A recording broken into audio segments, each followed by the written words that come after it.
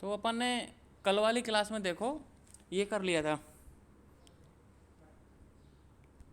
इक्षु वर्ग कर लिया था, गन्ने का रस कर लिया था, मधु वर्ग कर लिया था, और ये सब कर लिया था। उष्ण मधु की मारकता भी कर ली थी कि भाई उष्ण मधु अपन को सेवन नहीं करना चाहिए। ठीक है, अब करेंगे अपन तेल वर्ग, ग्रुप ऑफ ऑयल। ठीक है, तो जितने भी तेल हैं वो करेंगे। तो सभी को हैप्पी डॉक्टर्स डे। आज डॉक्टर्स डे है 1 जुलाई। ठीक है, तो क्लास स्टार्ट करते हैं। तेल वर्ग, तो तिल का तेल है, सबसे पहले है कौन सा, तिल का तेल। तो इनके गुण पढ़ रहे हैं, और नॉर्मली जो तेल के गुण होते हैं वो भी पढ़ रहे हैं, क्योंकि सर्वश्रेष्ठ तिल, देखो नीचे लाइन एक लिख रखी है, सभी तेलों में तिल तेल सर्वश्रेष्ठ है। तो क्वेश्चन आए कि सामान्य तेलों के गुण लिखो, तो आपको यही गुण लिखने हैं तिल वाले। ठीक है, क्योंकि श्रेष्ठ है ये। तो स्टार्ट करते हैं तिल तेल से। तीक्ष्ण, व्यावयवी, सूक्ष्म, उष्ण, कफकारक नहीं है। देखो तीक्ष्ण होता है, ये व्यावयवी होता है, सूक्ष्म होता है, उष्ण होता है, लेकिन ये कफकारक नहीं है। अब सामान्य सी बात है कि तेल को कफकारक होना चाहिए, क्योंकि तेल क्या होता है, स्निग्ध होता है, और स्निग्ध क्या करता है, कफ को बढ़ाता है, लेकिन ये कफकारक नहीं है, तभी तो श्रेष्ठ है। इसलिए पहले ही लिख दिया कि ये कफ को नहीं बढ़ाता है, क्योंकि सभी तेलों में सबसे अच्छा तेल है, ये कफ को नहीं बढ़ाता, इसलिए इसका सेवन अपन कर सकते हैं। तीक्ष्ण है मतलब जल्दी काम करने वाला। व्यावयवी, व्यावयवी का मतलब होता है शरीर में जल्दी फैलने वाला, जल्दी अवशोषित होने वाला। सूक्ष्म, सूक्ष्म बिल्कुल माइन्यूट होता है कि जल्दी अवशोषित हो जाए, एक तरीके से ये व्यावयवी। और सूक्ष्म आप ऐसे शरीर में जल्दी फैलने वाला, सूक्ष्म होता है जल्दी अवशोषित होने वाला। उष्ण तो आप जानते ही हो, उष्ण होता है जैसे कि वीर्य में उष्ण। और कफकारक यहाँ पे होना चाहिए था भाई तेल के हिसाब से, क्योंकि तेल क्या है, स्निग्ध है, कफकारक होना चाहिए था, लेकिन यह क्या है, कफकारक नहीं है, मतलब कफ को नहीं बढ़ाता, आप सेवन कर सकते हो। कोई व्यक्ति बोल नहीं भाई मुझे तो मतलब क्या बोलते हैं ना, मोटापा है, कफ बढ़ा हुआ है और मैं तेल खा रहा हूँ, तो आप उसको सजेशन कर सकते हो तिल का तेल आप सेवन करो, आपको कफ नहीं बढ़ेगा। अब देखो, त्वग दोष हर, नेत्रों के लिए अहितकर होता है। त्वक दोष है मतलब त्वचा के दोषों को हरता है, मतलब त्वचा की जो व्याधि होती हैं उनको ये हरता है, मतलब रोकता है। ये थोड़ा मतलब क्या बोलते हैं इसको, विवाद स्वरूप बहुत सी बुकों में बोल रहा है कि त्वचा के दोष उत्पन्न करता है, जैसे कि मैंने लास्ट ईयर क्लास में बताया था त्वचा के दोष उत्पन्न करता है, जो मैंने लास्ट ईयर क्लास ली थी ना, क्योंकि उस बुक में लिखा हुआ था। फिर मैंने अब 2 बुक देखी, उसमें लिख रखा कि त्वक दोष हर। तो कुछ समझ नहीं आ रहा कि एक्चुअली में ये है क्या। और जो बड़े बड़े राइटर हैं जैसे रविदत्त त्रिपाठी है, बनवारीलाल गौड़ है, उनकी बुक में भी अलग डिफरेंस है। फिर मैंने अभी न्यू बुक देखी, अभी एक नई बुक छपी है, उसमें ही लिख रखा है त्वक दोष है। और मोस्टली जो तेल होता है, अपन शरीर की रूखी त्वचा को, सूखी त्वचा को दूर करते हैं, तो मतलब त्वक दोष हर ही आएगा। तो जितनी भी बुक आप पढ़ रहे हो तो उसमें करेक्शन कर लेना अगर आपको गलती मिले कहीं। तो एक त्वक दोष हर है, मतलब एक तरीके से त्वचा के दोषों को हरता है, जो त्वचा की बीमारियाँ हैं उनको दूर करता है। नेत्रों के लिए अहितकर होता है, कि नेत्रों के लिए नुकसानदायक होता है, नेत्रों पर मत लगाओ तिल के तेल को। ठीक है, मल को बांधने वाला कृमिनाशक है। मल को बांधने का मतलब क्या है, कि मल को एक गाढ़ा बनाता है। ठीक है, एक तो होता है लेक्टिव, मतलब एक तरीके से लेक्जेटिव, एक तरफ से पतला बनाने वाला, ये होता है मल को बांधने वाला। ठीक है, कृमिनाशक है, पेट के कीड़ों का साफ नाश करता है। तो जितने भी कीड़े हैं, कृमि है, एस्केलेमेंथिस ब्लैटेन, उनका नाश करेगा। ठीक है, क्रस को, क्रस ये क्रस है, क्रस को व्रणित व स्थूल को लंघित करता है, मतलब पतले व्यक्ति को तो ये मोटा करेगा, थोड़ा मोटे व्यक्ति को ये लंघित यानी पतला करेगा। तो दोनों के लिए, मोटे व्यक्ति के लिए भी और पतले व्यक्ति दोनों के लिए लाभकारी है, क्योंकि ये सर्वश्रेष्ठ, इसीलिए तो इसको सर्वश्रेष्ठ बोलता है कि पतला व्यक्ति भी खा सकता है, मोटा व्यक्ति भी खा सकता है, तो दोनों को नुकसान नहीं करेगा। संस्कार से सभी रोगों को जीत सकने की क्षमता रखता है। अब संस्कार मैंने बताया था, घी में बताया था, संस्कार यानी नए गुणों को जोड़ना, नए गुणों को आधान करना उसमें। तो ये क्या करता है, संस्कार से सभी रोगों को, तो ये संस्कार कर करके जैसे कि वात को, पित्त को, कफ को, जितने भी रोग हैं उनको आप ऐड करते जाओ, जितनी भी औषधियाँ हैं उनको ऐड करते जाओ, उनके गुण इसमें आते जाएंगे और ये रोगों को दूर करता जाएगा। तेल वात कफज रोगों की सर्वश्रेष्ठ समन चिकित्सा है। मतलब अपन बोलते हैं ना कि भाई वात की सर्वश्रेष्ठ समन चिकित्सा क्या है, तो तेल आती है। तो तेल वात कफज रोगों की सर्वश्रेष्ठ समन चिकित्सा है। तो यहाँ पे कफज और ऐड किया है इस श्लोक में, जो अपन तिल तेल का श्लोक था ना उसमें कफ का भी ऐड किया है। तो अपन मैंने यहाँ पे लिखा है कि वात कफज ओनली तिल के तेल में ही है, कि कफकारक नहीं है, इसलिए पहले लिख दिया यहाँ पे। तो ये तेल व वात कफज रोगों की सर्वश्रेष्ठ समन चिकित्सा। अब समन चिकित्सा का मीनिंग आप जानते होंगे कि भाई आपके जो रोग है उसको वहीं पे शांत कर देना, वहीं पे दबा देना। और शोधन चिकित्सा में क्या होता है, उस रोग को, उस बीमारी को शरीर से बाहर निकाल देना। और सभी तेलों में तिल तेल सर्वश्रेष्ठ है। ठीक है, अब ये तो थे तिल तेल के गुण, सामान्य गुण भी आए तो आपको यही लिखना है। अब स्टार्ट करते हैं अरंड तेल, कैस्टर ऑयल। ठीक है, विरेचक होता है, तीव्र विरेचक होता है। हाँ बोलो। सर संस्कार का मीन क्या बताया था? संस्कार यानी होता है जैसे कि आपका संस्कार करना है तो आप में अच्छे अच्छे गुणों को ऐड करना। संस्कार का मीनिंग है गुणों का जोड़ना। ठीक है, उसमें नए चेंजेस करना, परिवर्तन करना, अच्छे गुणों का एक्टिव मतलब प्लस जोड़ना, मतलब कि अच्छे गुणों को उसमें जोड़ना, ऐड करना। जैसे तेल है, तेल क्या करेगा, जो बात का नाश कर रहा है। अब इसको पित्तनाशक बनाना है, पित्तनाशक बनाना तो क्या करोगे आप, इसमें पित्तनाशक औषधियों के मूर्छन कर दो। मूर्छन यानी क्या है कि तेल में उनको उबालो, एक तरीके से तेल में उनको पकाओ, तो वो तेल को फिर छान लो, उसमें तिल पित्त का भी नाश करने लग जाएगा। तो संस्कार से क्या होता है, नए गुणों को जोड़ा जाता है इसमें, विभिन्न बीमारियों में यूज लेने के लिए। ओके। Okay sir. अब देखो अरंड, कैस्टर ऑयल विरेचक होता है। किसी व्यक्ति का पेट साफ नहीं होता ना तो उसको अरंड तेल पिलाते हैं। ठीक है, तो बमन और विरेचन हमारे जब आचार्य हैं या टीचर हैं यहाँ पे, मतलब जो डॉक्टर हैं, किसी व्यक्ति का पेट साफ नहीं होता उसको विरेचक करते हैं, मतलब अरंड तेल का देते हैं। वातनाशक, क्योंकि आपको पता है कि सर्वश्रेष्ठ समन चिकित्सा में तेल है तो वो भी वातनाशक करेगा।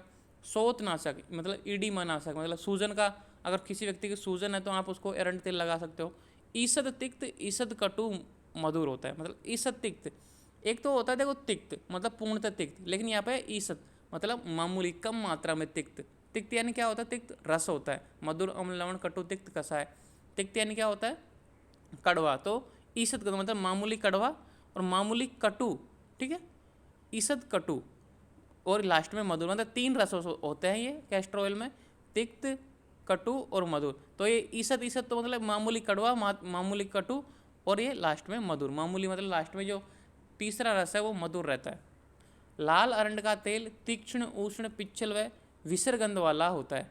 लाल जो अरंड है मतलब इसकी प्रजाति एक तरीके से, जैसे गेहूं की प्रजाति हैं अलग अलग, एक लंबा गेहूं है, एक मोटा गेहूं है, एक पतला गेहूं है। जैसे चावल की प्रजाति है, रक्तशाली चावल है, बासमती चावल है, तो अलग अलग जैसे ऐसे ही अरंड की एक प्रजाति है लाल अरंड का तेल। तीक्ष्ण होता है, बहुत ज़्यादा उष्ण होता है, पिच्छल होता है एक तरीके से, और विसर्गंध वाला।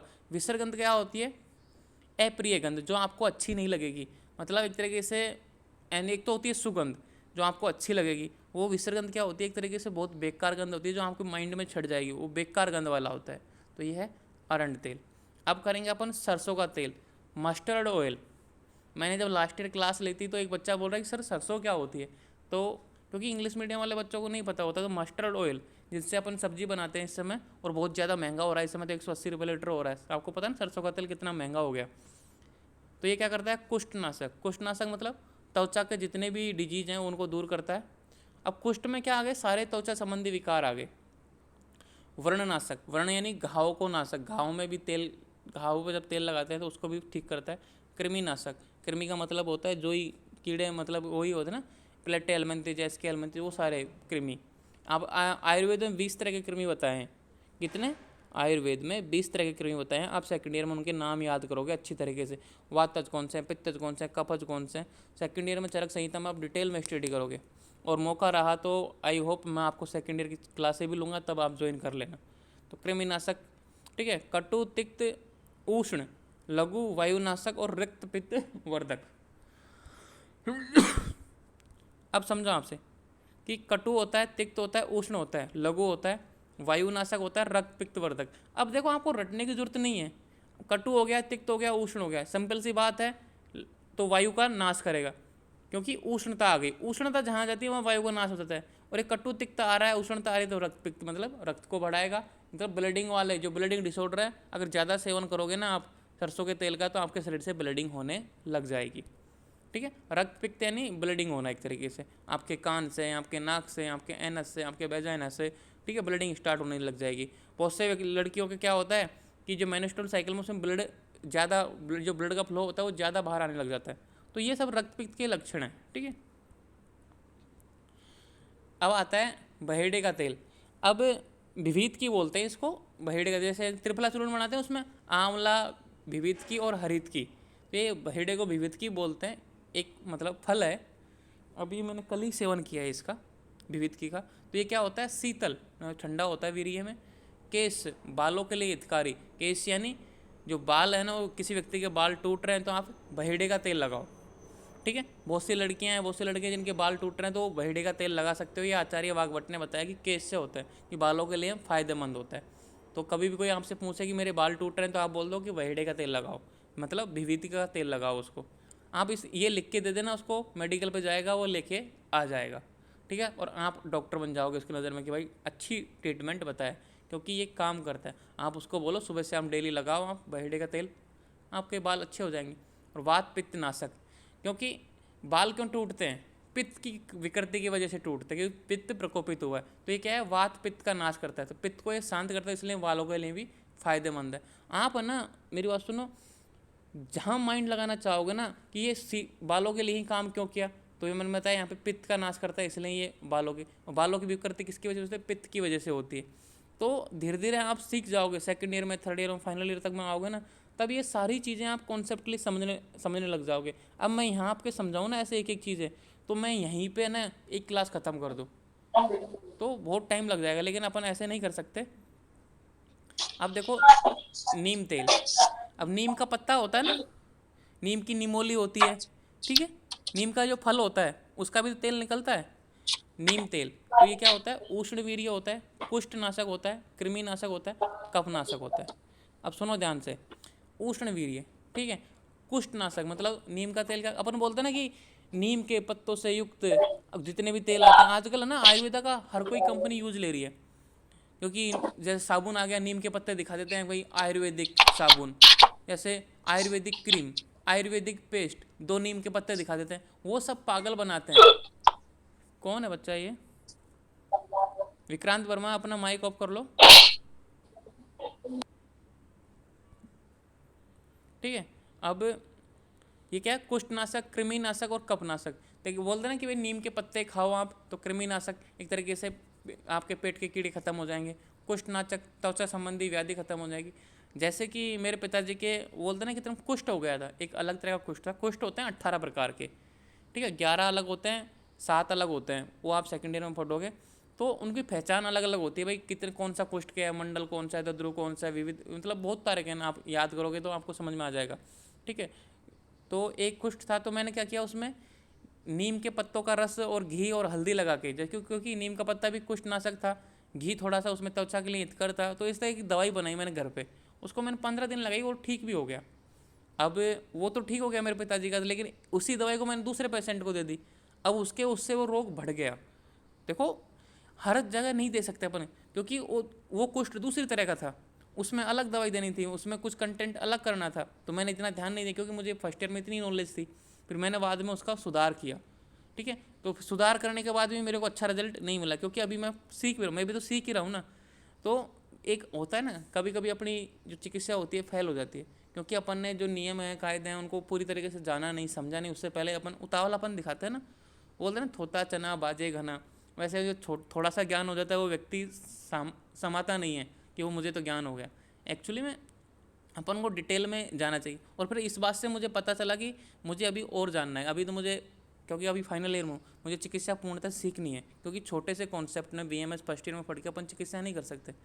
बस अभी तो ये है कि अब क्योंकि पेशेंट कैसा है, उसकी प्रकृति कौन सी है, कौन सी अवस्था है, कौन सी एज है, किस वातावरण में रह रहा है, कौन सा खान पान कर रहा है, अपन ने वो देखा ही नहीं, अपन ने ट्रीटमेंट कर दिया सीधा। तो वो सारी चीज़ें आयुर्वेद में बहुत मायने रखती है। और वो व्यक्ति बोलते हैं ना कि ये ले लो, अगर आपने पेशेंट को देखा ही नहीं, आपने उसकी प्रकृति को जाना ही नहीं, आप उसके व्यवहार को जाना ही नहीं, तो कैसे ट्रीटमेंट दे सकते हो। आयुर्वेदा में ऐसा नहीं होता, आप बाकायदा पेशेंट की काउंसलिंग करो, उसकी हिस्ट्री लो, तब ट्रीटमेंट करो, तब अच्छे से काम करते हैं। और ये धीरे धीरे मैं सीख रहा हूँ, आप भी कोशिश करना, ठीक है, कि पेशेंट को अच्छी तरीके से समझो, जानो, तब कोई दवाई प्रिस्क्राइब करना आयुर्वेद की, तब आप अच्छे वैद्य बनोगे। मैं भी नहीं हूँ, अभी मैं सीख रहा हूँ, ठीक है। अब देखो, अलसी व कुसुम का तेल त्वक दोष कर व कफ पित्त बढ़ाते हैं। एक अलसी है और एक कुसुम, मतलब आते हैं ये दो, ठीक है। त्वक दोष कर मतलब त्वचा के दोष को बढ़ाते हैं, ये कर है मतलब त्वचा, अगर आप इस पर त्वचा पे लगाओगे, स्किन पे लगाओगे तो त्वचा पे रोग उत्पन्न हो जाएंगे। कफ व पित्त को बढ़ाते हैं, और इनका सेवन करोगे तो कफ भी बढ़ जाएगा और पित्त भी बढ़ जाएगा। तो ये थे तेल। तो सबसे बेस्ट कौन था? तिल का तेल। ठीक है, फिर अपन सरसों हेलो ये, सर। हाँ बोलो। सर जैसे जो अलसी के जो ऑयल होता है उससे ही सर पित्त बढ़ता है, या जैसे सीड्स होते हैं उसको खाने से भी सर पित्त बढ़ता है? देखो, तेल किससे निकलता है? बीज से तो निकलता है। अपन कोई भी हो हाँ हाँ तो सर। सिंपल सी बात है कि आप उससे भी मतलब उसके बीजों से, बीज से ज़्यादा मोस्टली तेल निकलता है, तो उससे भी ये पित्त बढ़ता है। ठीक है। Okay sir. अब देखो वसा आदि के गुण, अपन ने तेल तो पढ़ लिया, तो घी पढ़ लिया पहले, घी वसा, फिर है मतलब घी वसा तेल, तेल चार आते हैं इसने में। तो घी पढ़ लिया अपन ने, तेल पढ़ लिया, अब वसा और मज्जा रह गई। तो वसा मज्जा वातनाशक है क्योंकि ये स्निग्ध होते हैं। सॉरी। तो वसा मतलब ये वातनाशक है, तो मतलब एक तरीके से वात का तो नाश करेंगे। क्यों करेंगे? क्योंकि स्निग्ध होती हैं। वह कफ पित्त कारक, कफ को और पित्त को बढ़ाएंगी। जिस प्राणी की मज्जा होता है वह उस प्राणी के मांस व मेद के समान होती है।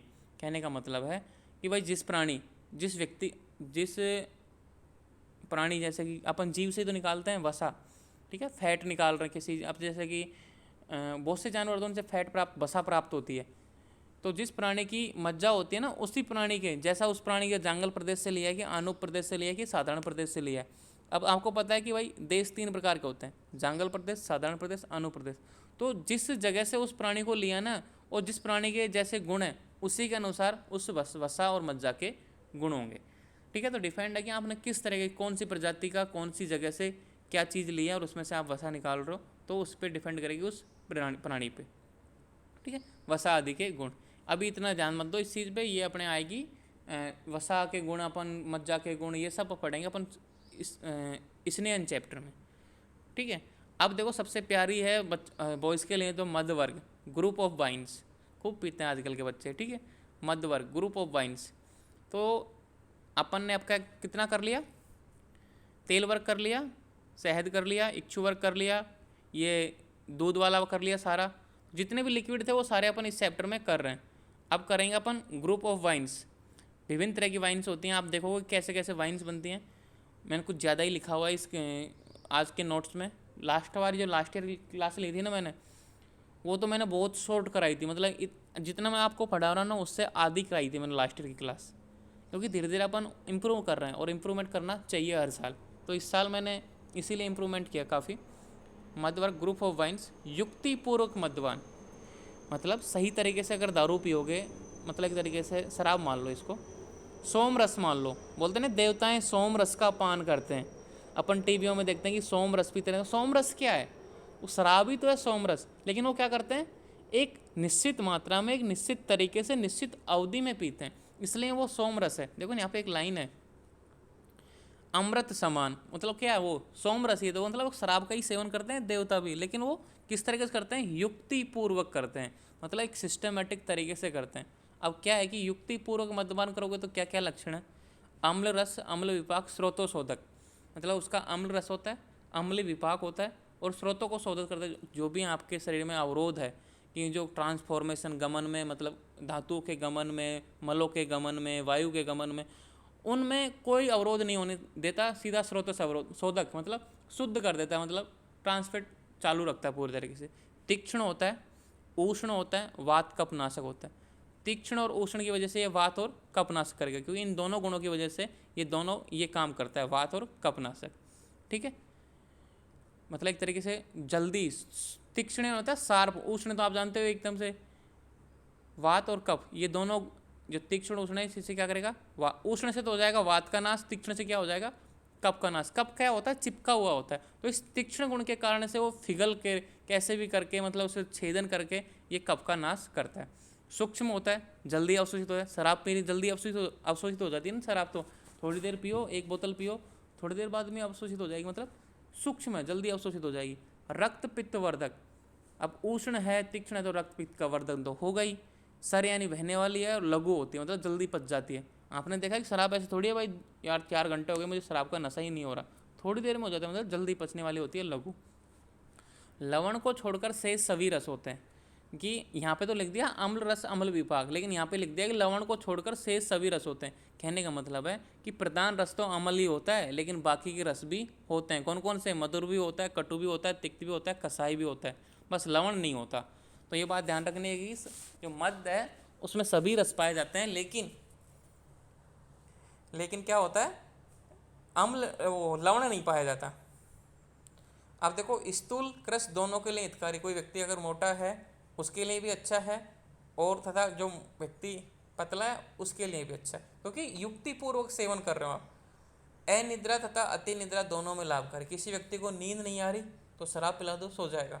किसी व्यक्ति को ज़्यादा नींद आ रही है तो शराब पिला दो, जगता रहेगा। तो ये अति अनिद्रा मतलब इनसोम्निया की स्थिति होती है ना उसमें, और बहुत ज़्यादा सो रहा है व्यक्ति, तो उसमें दोनों में ये लाभकारी है। अमृत समान किसने बताया? आचार्य चरक ने बताया इसको अमृत के समान। इसीलिए इसको सोम रस बोलते हैं, कि युक्ति पूर्वक अगर कोई व्यक्ति शराब पी रहा है सिस्टमेटिक तरीके से, बोलते हैं ना कि रेड वाइन इतनी 1-1 ml 2-2 ml आपको डेली पीनी चाहिए, तो आपकी उससे सब कुछ ठीक रहता है। तो युक्तिपूर्वक मद्यपान को ही अमृत के समान बताया। यही अमृत है एक तरीके से, देवताओं के लिए सोमरस यही है। ठीक है, अमृत से तुलना किया आचार्य चरक ने, अगर युक्तिपूर्वक कर रहे हो ना, क्योंकि आपको कोई व्याधि उत्पन्न नहीं होगी। अब देखो, अयुक्ति से मद्यपान। आप सिस्टमेटिक तरीके से नहीं पियोगे, आप गए किसी दिन पार्टी में, मौका मिल गया, आपने 4-5 बोतल गटक ली, तो ये अयुक्ति से पिया गया मद्य विष के समान माना गया। मतलब विष यानी जहर के समान, और आप जल्दी खत्म हो जाओगे, जल्दी नष्ट हो जाओगे, आप मर भी सकते हो। सिंपल सी बात है। तो किसी भी चीज़ में, मैंने तो एक बात देखी है अभी तक, जो भी मैंने सार बताता हूँ मैं आपको, किसी भी कोई भी काम हो, अति और कम नुकसानदायक है। अगर ज़रूरत से ज़्यादा करोगे तो भी नुकसानदायक है, अगर कम कर ही नहीं रहो तो भी नुकसानदायक है। आपको मीडियम रहना चाहिए, थोड़ा थोड़ा सब आना चाहिए। ठीक है, तो अयुक्ति से पिया हुआ मद विष के समान माना गया। अब देखो नीचे लिखा हुआ है, ये तो वही युक्तिपूर्वक और अयुक्ति से। अब थोड़े से नॉर्मल गुण देख लेते हैं। नूतन मद गुरु व दोषजनक होता है। नूतन मद मतलब नई, अब बोलते हैं ना कच्ची दारू अभी बनी है भाई, अभी ताज़ा बन के आई है, आज ही बनी है, तो वो नई दारू होती है ना। जो 1 साल से कम की दारू हो, मतलब आज दारू बनी 2-3 महीने, वो भी नहीं है, तो 1 साल से कम का टाइम की होती है ना दारू, वो होती है गुरु। तो यहाँ पे तो गुण लिख रखा था लघु, लेकिन ये क्या होती है? गुरु।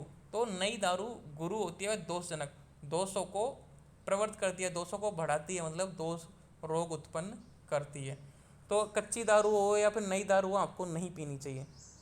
तभी तो बोलते हैं जितनी पुरानी दारू, भाई ये 100 साल पुरानी दारू है या 150 साल पुरानी दारू है, 200 साल पुरानी दारू है, वो उतनी महंगी होती जाती है, क्योंकि वो उतनी अच्छी बनती जाती है। अब देखो, पुराना मद्य लघु व दोषनाशक होता है, और पुरानी शराब क्या होती है? लघु होती है। ठीक है, मतलब जल्दी पचने वाली और दोषनाशक। अगर कोई आपके शरीर में व्याधि है ना, उसको भी नष्ट कर देगी। ठीक है, आपने वो देखा ना हेरा फेरी का डायलॉग रहे कि मेरा इसमें सब कुछ चला गया तो तेरी खांसी क्या है, वो आपने सुना होगा वो डायलॉग।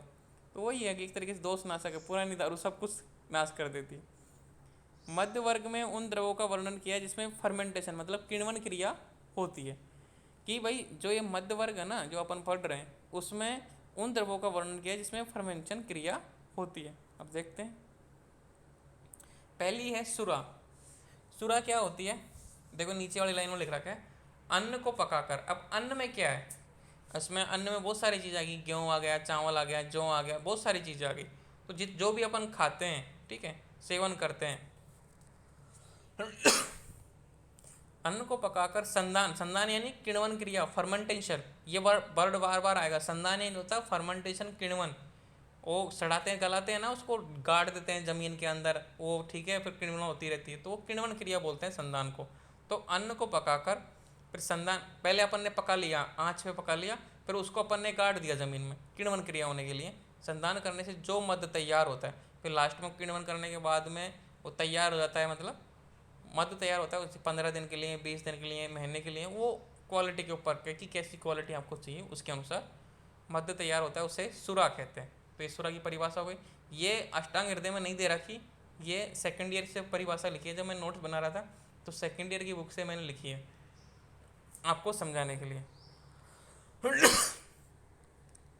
तो ये मोस्टली सारंगधर की परिभाषाएं हैं। आचार्य एक सारंगधर हैं, जो आप सेकंड ईयर में वैसज कल्पना में पढ़ोगे। एक सब्जेक्ट है वैसज कल्पना, उसमें एक चैप्टर है संधान कल्पना, इसके नाम से एक चैप्टर है संधान कल्पना, वो चैप्टर है 20 नंबर का। उसमें जितनी भी है ना सुरा, वारुणी, अरिष्ट, सिद्धू, सूक्त, ये सब डिटेल में आप बनाना सीखोगे। आप प्रैक्टिकल है सेकेंड ईयर में ये सब, ठीक है। आपके इनके गुण, कौन कौन सी औषधि मिलाई जाती है, ये सब चीज़ है वहाँ पे सेकेंड ईयर में। अभी तो यहाँ पे बस इंट्रोडक्शन है। तो सुरा क्या करती है, मेद, रक्त, स्तन्य, मूत्र, कफ को बढ़ाती है। मेद को बढ़ाएगी, रक्त को बढ़ाएगी, स्तन्य मतलब दूध को बढ़ाएगी, मूत्र को बढ़ाएगी और कफ को बढ़ाएगी। इन सबको ये बढ़ाने का काम करती है। गुल्म, उदर, अर्श, घृणी आदि रोगों का नाश करती है। अब आप ये बोलोगे कि भाई ये क्यों, मेद क्यों बढ़ा रही है, रक्त को बढ़ा रही है, स्तन्य क्यों बढ़ा रही है, मूत्र क्यों बढ़ा रही है, कफ को क्यों बढ़ा रही है। पहली बात तो ये लिक्विड है, तो ये लिक्विड वाली चीज़ों को बढ़ाएगी, ठीक है। कफ को बढ़ा रही है तो यहाँ पे मेद को बढ़ाएगी। वो ये ऐसे कोरिलेट कर सकते हैं। और ये किसके है, अन्न। तो जैसा अन्न होगा ना उसी के अनुसार काम कर रही होगी। तो कैसा अन्न ले रहे हो तो वो तो अपन आपके ऊपर डिपेंड है कि आप कौन सा अन्न से बनाओगे। तो ये आप सेकेंड ईयर में सीखोगे। गुल्म, उदर, अर्श, घृणी आदि रोगों का नाश करती है। कोई पेशेंट आया आपके पास, ठीक है, तो आपको उसके गुल्म है, उदर है, मतलब उदर में यानी पेट से संबंधित व्याधि, अर्श यानी पाइल्स है, घृणी आईबीडी रोग है, आदि रोगों का नाश करती है। कोई ये पेशेंट आया और वो शराब का सेवन करता है तो उसको बोलो कि आप सुरा का सेवन करो, ठीक है। डेली का लिमिटेड बात है, युक्तिपूर्वक तरीके से। अगर युक्तिपूर्वक तरीके से करोगे तो ये रोग आपको उत्पन्न नहीं होंगे। सर अश्र क्या क्या मतलब है? क्या, ये सर उधर के बाद जो क्या लिखा है सर? अर्श, अश्र। अर्श यानी पाइल्स होता है, जो पाइल्स होता है ना, ओके पाइल्स रोग ओके होता है सर। ना, बवासीर। हिंदी में बवासीर बोलते हैं, अर्श बोलते हैं, पाइल्स बोलते हैं इंग्लिश में, ठीक है। जो बवासीर रोग हो जाता है वो। अब है वारुणी। खजूर के रस से संधान करने से जो मल तैयार होता है उसे वारुणी कहते हैं। खजूर जानते हो आप, अभी इस समय खजूर आ रही है, इसमें जो बड़ा पेड़ होता है एक लंबा सा, उसमें से खजूर आती हैं। तो उसका रस निकाल लिया इन्होंने, खजूर के रस का संधान, फिर उसको किण्वन किया, मतलब उसका फर्मेंटेशन किया, उससे जो मद तैयार होता है, उससे जो शराब तैयार होती है उसको वारुणी बोलते हैं, ठीक है। ये सब मैंने पिछली क्लास में नहीं बताया था, मतलब जो लास्ट ईयर क्लास थी उनमें कुछ नहीं बताया था। तो हृदय है मतलब हृदय के लिए अच्छी है। श्वास, काश, पीनस, विबंध का नाश करती है। श्वास यानी अस्थमा टाइप के, काश यानी खांसी, पीनस यानी जुकाम, विबंध, विबंध किसी व्यक्ति को कॉन्स्टिपेशन है, ठीक है, कॉन्स्टिपेशन हो रहा है, मल प्रवृत्ति नहीं हो रहा, पेट साफ नहीं हो रहा, तो आप उसको वारुणी पिलाओ, तो ये उनका नाश करती है, कॉन्स्टिपेशन को दूर करेगी, जुकाम को दूर करेगी। बोलते हैं ना कि यार जुकाम हो गई तो अपन बोलते हैं ले एक पैक लगा ले ठीक हो जाएगी, तो मतलब उसको वारुणी पिलाओ एक तरीके से। लघु होती है और तीक्ष्ण होती है, ठीक है, ये इसके गुण है वारुणी के। सुरा हो गई वारुणी की। अब अरिष्ट देखो, जब बिना पकाए औषध तथा जल का संधान करके मद तैयार करते हैं वह आसव होता है। देखो आसव है ये, ठीक है। जब बिना पकाए औषध मतलब कोई मेडिकेटेड प्लांट है, औषधियाँ हैं, पत्तियाँ हैं, फूल हैं, मेडिकेटेड, ठीक है, बहुत सारे आसव आते हैं आजकल। मोस्टली आयुर्वेद में ये यूज करते हैं, जो व्यक्ति समझदार है वो अरिष्ट पीता है। मैंने अभी आसव अरिष्ट दोनों पिए हैं अच्छी तरीके से, क्योंकि मेरे जब बुखार हो गया तो मैंने यही पिया है बुखार में, अमृतारिष्ट पिया मैंने। तब जब बिना बकाए औषध मतलब कोई मेडिकेटेड औषधि तथा जल का संधान करके मतलब किण्वन क्रिया करके जो मद्य तैयार होता है वो होता है आसव। और जब क्वाथ और औषध का संधान करके मद तैयार करते हैं तो वह है अरिष्ट। क्वाथ क्या होता है, अपन मान लो कोई औषधि है, ठीक है, अब उसका अपन क्वाथ बना लिया। क्वाथ कैसे बनेगा कि 16 गुना जल लिया, ये सब सेकंड ईयर, ये पूरा चैप्टर है ना, पूरा सेकंड ईयर में 20 नंबर में ये इतना सा पन्ना। जब क्वाथ बनाते क्या है भाई, 16 गुना आपने पानी लिया, 1 किलो आपने कोई औषधि ले ली सूखी, ठीक है, उसको उसमें डाल दिया, फिर आपने उसका काढ़ा बनाया। काढ़ा बनता है ना, काढ़ा बनाते हैं अपन, इसमें काढ़ा कोरोना काल में खूब काढ़ा पिया आपने बना बना के, तो आधा पानी जल जाता है भाई। 1 गिलास पानी रखा, उसमें अपने मतलब आधे से कम पानी बच जाता है, छान लेते हैं तो काढ़ा बन गया। तो एक तरीके से ये जब क्वाथ और औषध का संधान करके मद तैयार करते हैं तो वह अरिष्ट होता है। तो अरिष्ट में और आसव में अंतर समझ में आ गए। आसव में क्या होता है, बिना पकाए कच्ची औषध होती है डायरेक्ट जल के साथ। इसमें क्या होता है, औषधियों का क्वाथ होता है, जो मतलब जो जल होता है ना वो क्वाथ होता है, उबला हुआ एक तरीके से। और ये क्या होता है, औषध भी साथ में होती हैं, तो उबले हुए के साथ ये होती हैं अरिष्ट। तो ये नॉर्मल सा अंतर है आसव और अरिष्ट। अभी टेंशन लेने की जरूरत नहीं है, ये जितनी भी परिभाषाएं लिखी हैं मैंने सब सेकेंड ईयर की बुक से लिखी हैं, ठीक है, आपको समझाने के लिए, ताकि आप ये नहीं पूछो कि सुरा क्या है, वारुणी क्या है, अरिष्ट क्या है। नहीं तो आप ये सोचते रहते कि सूरा क्या है, वरुणी क्या है। मैं ये बोलता उस समय ये सब ये शराब के टाइप्स हैं, अलग अलग तरीके से बनती है, उस हिसाब से एक लाइन में बात क्लियर हो जाती। लेकिन मैंने अब लिख दिया तो अच्छी बात है। मद के गुण अधिकता से होते हैं। कहने का मतलब है कि मद के गुण अधिकता से होते हैं। मद के गुण अधिकता से कहने का मतलब है जो शराब के जो मोस्टली गुण होना है वो अधिकता से इसमें ही होते हैं, अरिष्ट में। दीपन अग्नि को दीप्त करता है। वात कारक वात को बढ़ाता है। शोष घन मतलब शोष घन है ये, शोष घन मतलब शोष कारक नहीं है, तो मतलब शोष रोग को ये दूर करता है। मतलब जो व्यक्ति कमजोर हो जाता है ना, सूखा सूखा हो जाता है, उसको ये दूर करता है। उदर रोग गुल्म कृमि प्लेगा आदि रोगों का नाश करती है। जो उदर यानी पेट से संबंधित व्याधि, गुल्म यानी जो गांठ बन जाती है पेट में हवा की, कृमि, प्लिया प्लिया यानी स्पेलोमीगली, जो साइज होता है ना प्लिया का, स्पीलिन का, वो बढ़ जाता है, उसका भी ये नाश करती है। मतलब उसको नॉर्मल साइज में लेके आ जाती है। कौन? अरिष्ट। और आयुर्वेद में बहुत अच्छी और बहुत ज़्यादा मात्रा में यूज होता है अरिष्ट। बहुत सारे द्राक्षा अरिष्ट है, अमृता अरिष्ट, बहुत सारे अरिष्ट आ रहे हैं मतलब मार्केट में। आप इनका सेवन कर सकते हो, नॉर्मल अपनी हेल्थ को बनाने के लिए भी बना पी सकते हो इनको। अब देखो सीधू। सीधू क्या है? वात पित्त कर होता है, वात और पित्त को बढ़ाता होता है। इसने व्यापत मतलब इसने व्यापत क्या करता है ये?